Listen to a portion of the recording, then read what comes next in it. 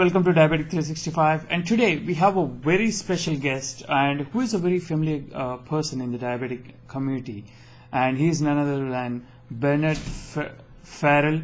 He has been type 1 diabetic from 39 years, and he's going to share all his experiences on his diabetes. And he did a triathlon 2 times, and also he created a website called Diaboogle, which helps the diabetes people when they have any questions. You just go and post them and gives you answers.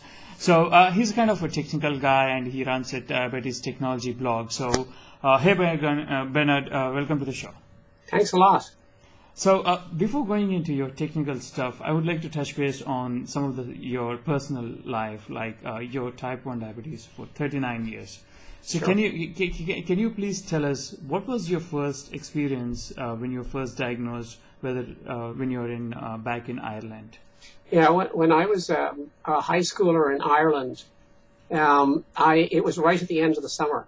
And so I'd had a great summer swimming, 5 or 6 hours a day. We were very active, and we got back to the home, and then it was sort of getting ready for school. I had all of the classic diabetic problems, diabetes sort of symptoms. I had a lot of drinking, a lot of thirst, like constantly thirsty, drinking water nonstop, and because of that, peeing all the time. I also had very bad leg cramps. I remember that at night, sometimes my legs would cramp up and I would have to pound them with my fists to make them relax. Mm-hmm. And then I had this weird smell in my breath, which I learned later on was ketones. Mm-hmm. The night before I went in hospital, I lost about 10 pounds. Mm-hmm. So you have been diabetic from almost 4 decades. Right. So how was it like in way 70s or 80s compared to now? Well, that's a really good question, because in the 70s, there really was no technology.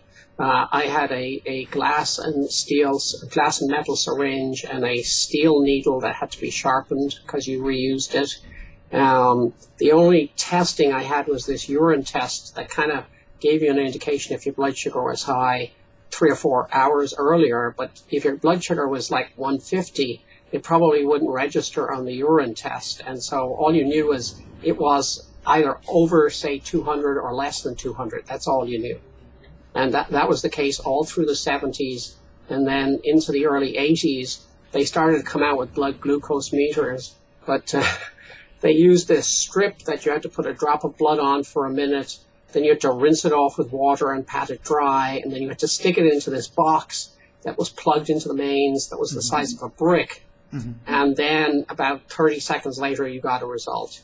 And that was the extent of the blood glucose testing. And it really didn't get a whole lot better until after I moved to the States in the mid-80s. And then sort of 1985, 1986, I came over to the States. And then in terms of the technology, it was a lot better by then. Mm-hmm. In terms of testing, in terms of delivery, it wasn't a whole lot better. Insulin pens had just started to come out, and that was the extent of it.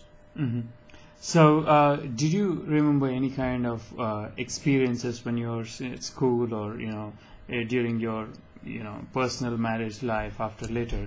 So, any kind of experiences that you can share with the community in this 40 years of diabetes experience? Well, I mean, obviously I could talk for a long time, but I do remember when I was first diagnosed that a lot of the kids in high school didn't know how to treat it. And so I got a lot of teasing, oh, he's only diabetic, we can ignore him, that kind of stuff. But, teasing has never really bothered me. So I think for me, it wasn't a problem. For others, I think it's good to sort of maybe sit down with your classmates and explain, this is how it is. This is kind of what affects me, and if you see me doing this, then maybe my blood sugar is low, and you need to ask me and maybe give me something to drink, some juice or something.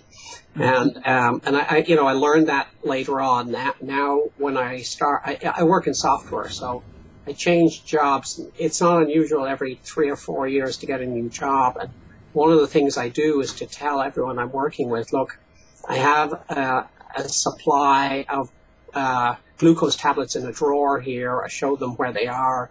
If you see me acting goofy, especially if I don't answer questions properly, then tell me to go and get some glucose tablets and take them, or even better, take them bring them to me and make me take them. Mm-hmm. That's very good. Yeah, because when my blood sugar is low, normally I'm just kind of silly, but sometimes I'm a little bit obstinate.